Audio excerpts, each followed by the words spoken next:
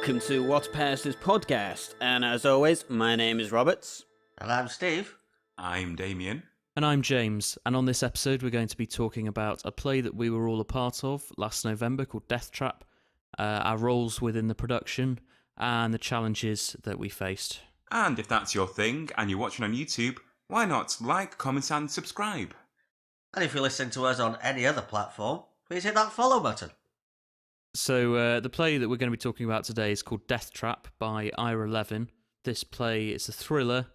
It has a cast of 5. It's about a writer who had some successful plays back in the day, but has been in the middle of a rough spell for some years. And he's contacted by a younger writer who's written a play that's also a thriller, and he wants some advice about this first play. So it's kind of a thriller within a thriller. It's a sort of meta thriller.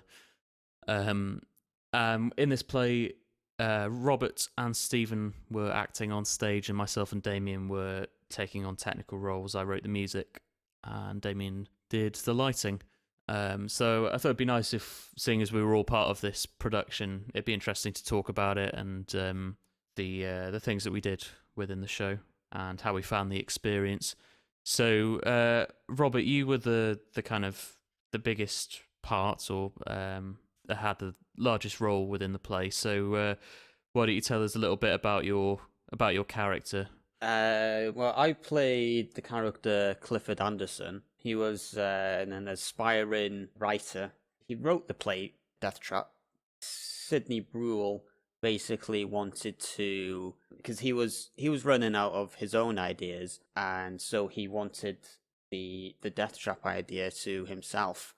And it's the play is also a film. I think it was a film first. Was it? I'm not so sure. I know in the film Michael Caine's in it. The play did come first. The film is American. I think the play is American as well.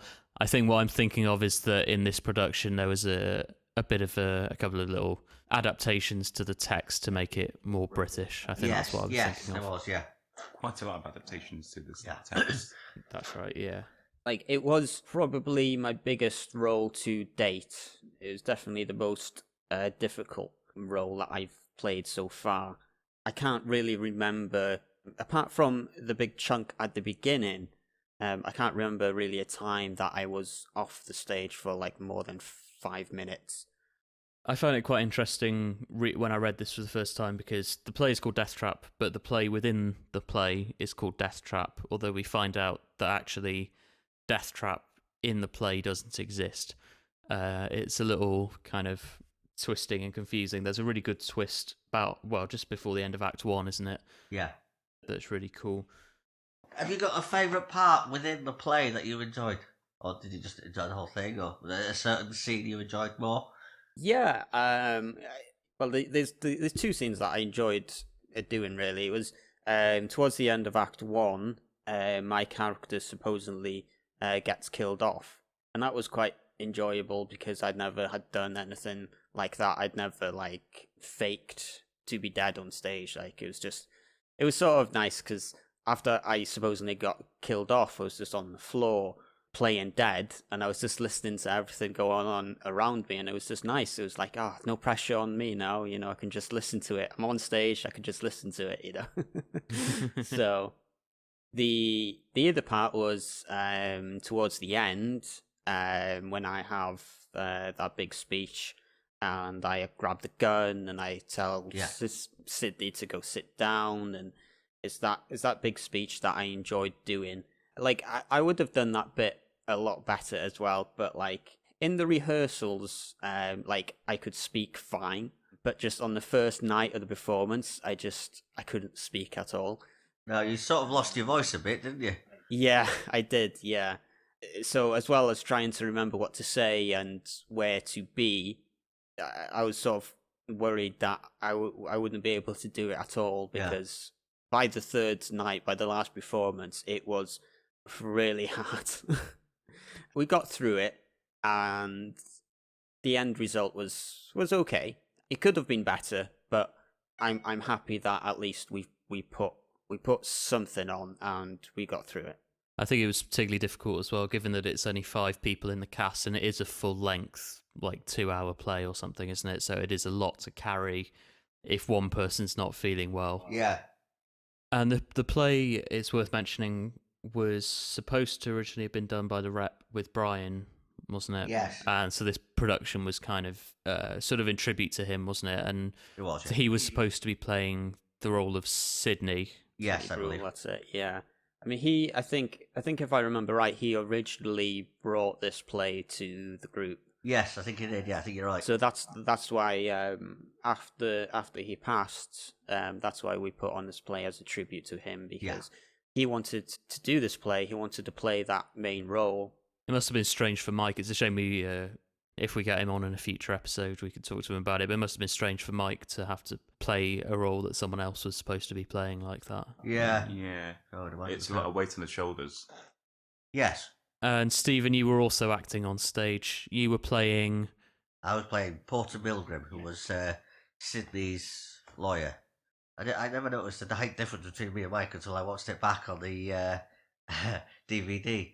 I was watching it back and I was like, oh, okay. And did you have any particular kind of problems or challenges with it, or was it pretty straightforward for you, Steve? It was pretty straightforward for me, really. I only had 2 scenes that I was in. It wasn't too bad. It was pretty straightforward. There's a part in the script at the very end where I would describe as a cliffhanger between you and, is it? Helga Tendo, Yeah. sidekick. Have you got any theories to what has happened after the cliffhanger? Oh, that's a good question.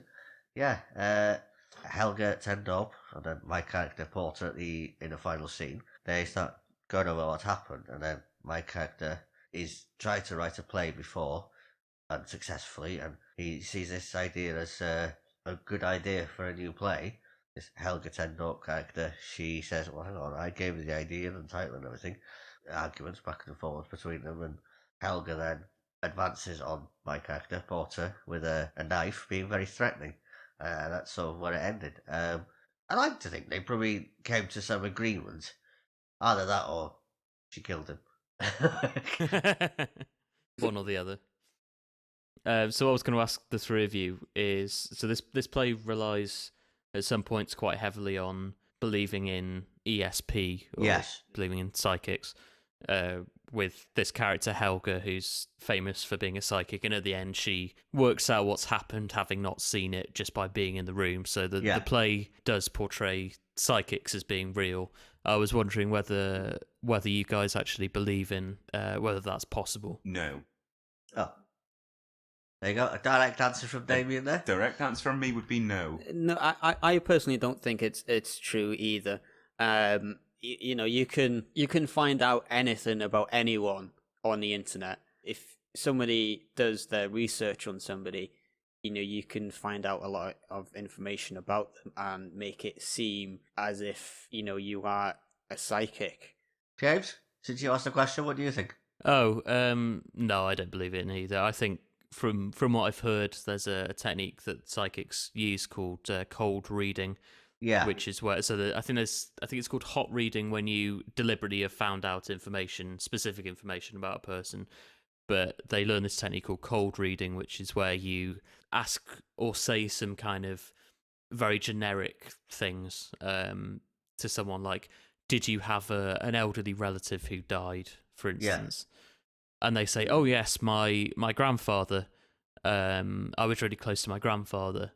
And then they zero in on that, and they go, oh yes, I can definitely tell that that it's a man, it's an elderly man, things like that, things that could apply to literally anyone. So I think it's quite cynical, personally. I witnessed that firsthand as well of this guy, before the show even starts, he goes getting information about them, and then picking that person out when he's on stage. Oh, okay. I witnessed that firsthand. To be fair to the play, though, Macbeth relies on believing in witches, and Hamlet relies on believing in ghosts. So I don't think you can really criticise it too much for that. I think it still works as a piece of fiction. Fair point. Yeah, definitely the character there was useful. Like we said earlier, it's a bit of comic relief, so it definitely adds to the play.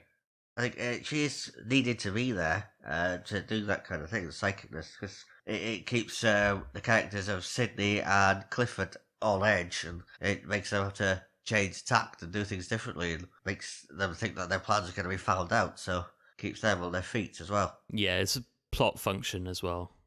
Yeah, there's something I'm writing at the moment actually that has a psychic character in it, although it is definitely going to be a comedy character. I don't plan on having her actually be psychic, but I think it's interesting to do a bit of research into psychics and stuff like that, and the ways that they put on their shows. It's quite interesting.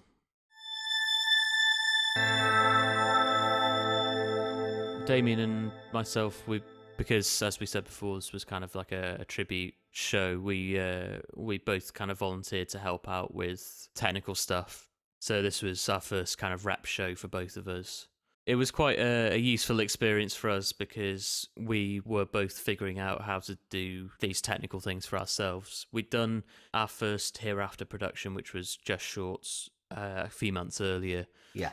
But we had the Panto coming up at Christmas that was going to be far more technically involved. So it kind of served as a bit of a test run for us in figuring out how to use software like QLab, programming lighting, special effects and things like that. It was really useful, but it was fun as well. I enjoyed the process.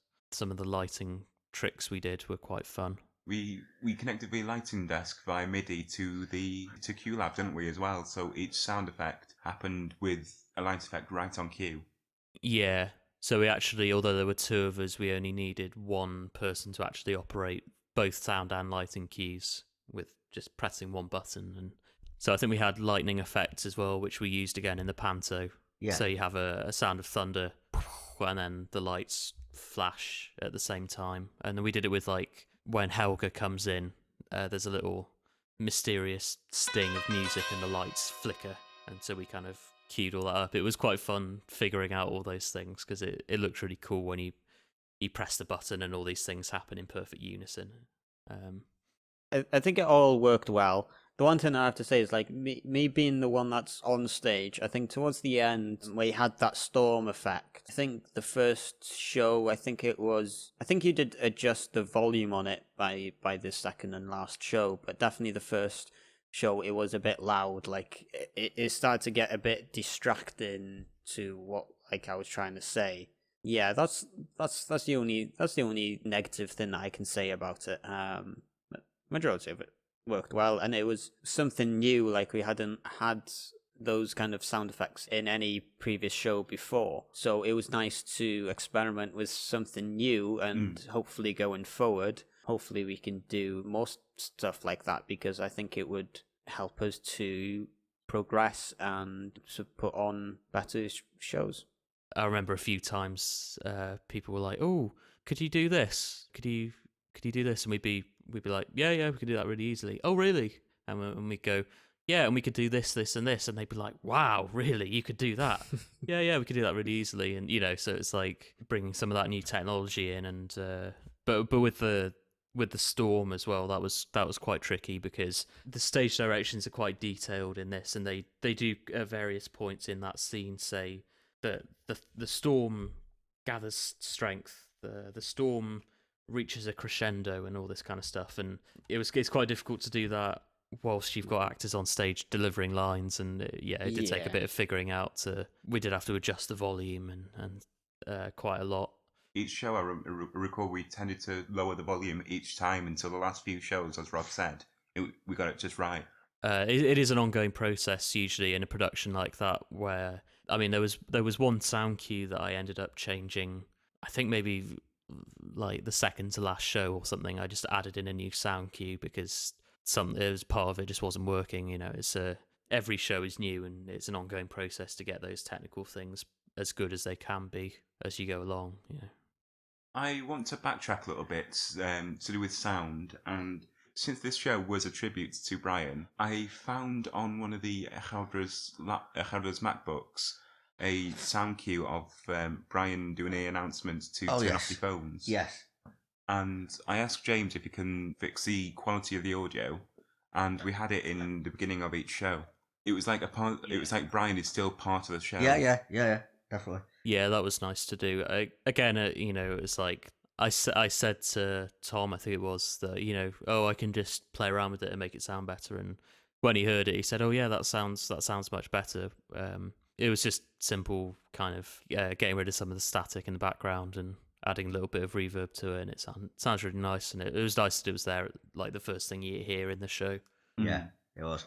Yeah, I'm glad we kept that announcement in. I mean, I wouldn't have liked it if we taken it away and had someone else to record it. I think it's nice to still have it there because it just means that he's still like I know is going to be still a part of the group. So yeah, I agree. Nice.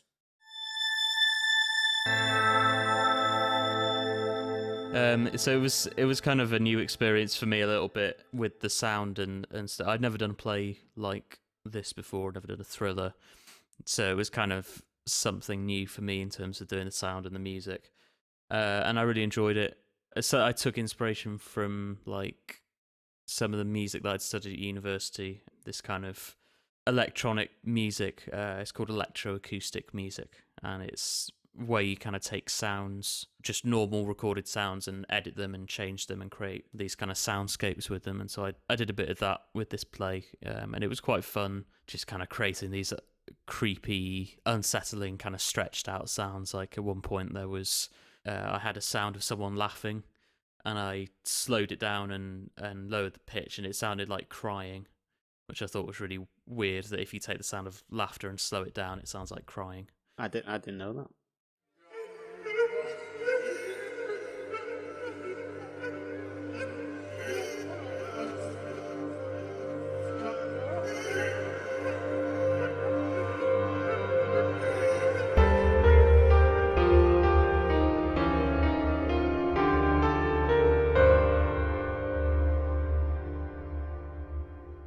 So it was quite fun where these bits where there's like Rob's character comes back from the dead, and obviously it's like a really dramatic moment. So it was fun to do that with these big soundscapes and stuff like that. And I hope I get to do something similar again in future because it was really fun. Speaking of sound, actually, the very beginning sound, kind of like bassy sound that gets louder and louder and louder. Was your intention behind making that sound to make the audience feel the sound in a way? Yeah, I remember watching this video on YouTube a couple of years ago about how horror films use subsonic sounds that can't be heard, but they blast them at high volume in cinemas and stuff like that with subwoofers, because it can create feelings of like tension for the people that are exposed to that sound, even though they can't consciously hear it. You kind of, it makes you feel unsettled, and sometimes if people are exposed to that for long enough or at a high enough volume, it can actually create visual illusions. So people sometimes think they see ghosts or whatever, but it turns out they were in a building that has like an air conditioning that's vibrating at the right frequency to create these like visual distortions in people's eyes, which is really cool. So I kind of had this idea that it'd be cool to try and use these subsonic frequencies and stuff like that to try and make people feel unsettled. I don't know whether it works, probably not, but yeah, I could definitely feel that it was doing the right trick. Like members of the audience did get unsettled by the audio, but it worked. I think that the overture was the only bit of normal music in the whole play, really. I did this overture that was, because the play's set in the 70s and it's like a crime thing, so I thought I'm going to write something that sounds like the Sweeney. So it starts like the Sweeney with kind of wow wow wow guitar sound, and but then after that it kind of gets a bit weird, and then at the end the exit music I think was the overture music, but it was slowed down and like reversed and stuff like that to sound weird. Rob, you helped sort out the filming of the play. How did that go? So the idea was, because we have now 2 cameras to record with, so my idea was to put one camera on one side and the other one on the other side. So when I come to edit the thing together, depending who is saying what and where they're standing, I'd flick to one camera to the other camera depending where they are on the stage. So it was the first time for me to do that. So it was a bit of an experiment, really, to see like what works and what doesn't work. And yeah, the filming for that, the first time that I did that, it didn't work quite how I wanted it. Okay. But like I've learned since then. So by the time like we do another live show, I'm 90% confident that I can get something that I can edit. Because one thing, I placed the cameras too close to the stage, so like when people were like standing up, sometimes the heads were cut off. I didn't realise that the cameras that I have only records for 30 minutes and then it stops, so I had to figure out a way around that. I'm just waiting for that next live show to sort of try it. Yeah. And before long, it'll be like National Theatre Live. Oh yeah. Yeah. Ucheldre Theatre Live. Yeah. One thing we haven't talked about is the set. Oh, yes. The set design. Tom, the director, designed the set. He's pretty good at that. He's done a few good sets, in all fairness to him. I always like the way that he can make a different set work with the same sofa, the same tables and everything, Yeah. but he makes it look as if it's a completely new thing. Yeah. I also liked, going back to lighting briefly, so at the back of the set there's a doorway leading outside, and we managed to get a light on a stand behind the doorway, so when the light was on, it looked like it was like a hallway light coming in. I was quite happy with how that looked.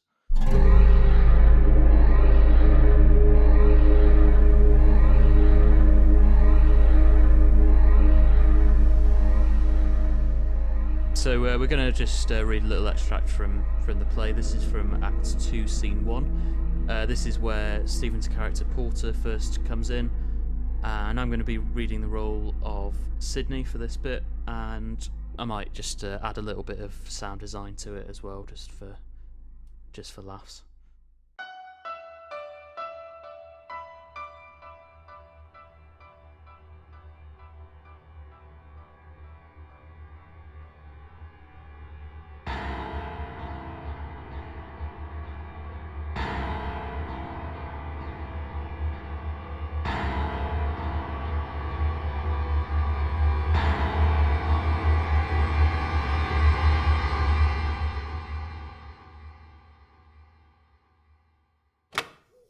How are you, Sydney? Doing fairly well, thanks. Come through.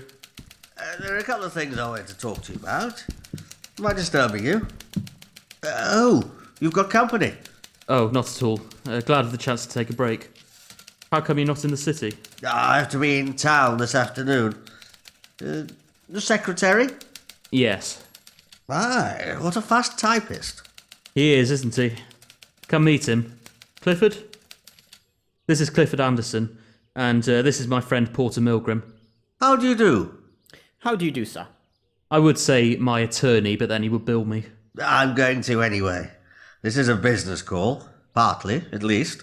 Clifford was at the seminar I conducted last July.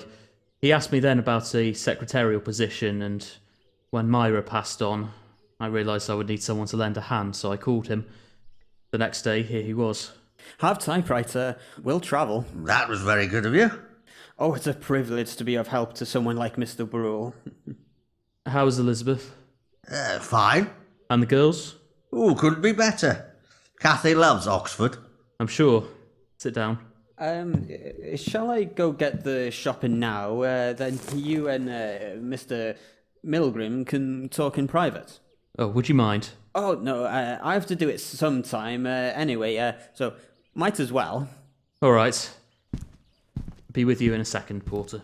Oh, take your time. I haven't started the clock yet. He's looking well. Yes, he's picked up quite a bit in the past few days. It was pretty bad the first week. He cried every night. I could hear him plainly, and he was drinking heavily. Ah. But he'll pull through. His work is a great solace to him. Oh, I'm sure it must be. I've always envied my writer clients on that account. I tried to play once. Oh? About the Supreme Court Justice I most admire. But even the title was a problem.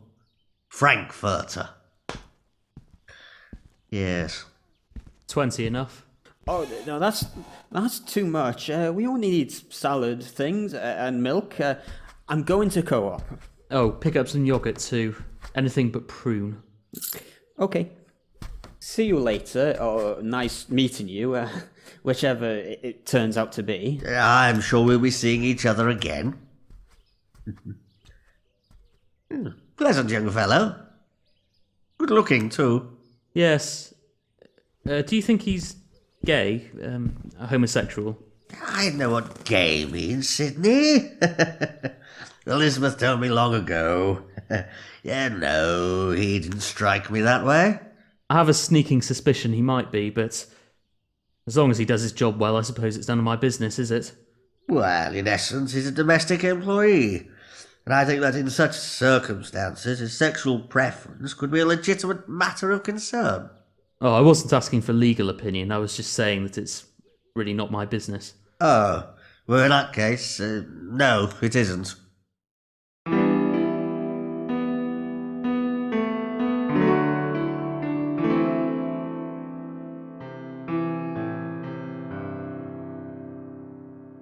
Okay, so I hope you guys have enjoyed that little reenactment of the play that we performed in November last year. And if you have, then please remember to like, subscribe to the channel, and comment down below telling us what you think of this episode. And if you are watching on any other platform, for example Bandcamp, please hit that follow button. We'll be posting on the Ucheldre Rep YouTube page and Hereafter Productions Bandcamp. Also, check out the links in the description for our other channels and websites. On saying that, it's goodbye from me. And it's a goodbye from me. It's a goodbye from me. And we're going to play you out with a piece of music from Deathtrap. This is the overture, so this was played at the very start of the production. Thank you very much for listening, and goodbye.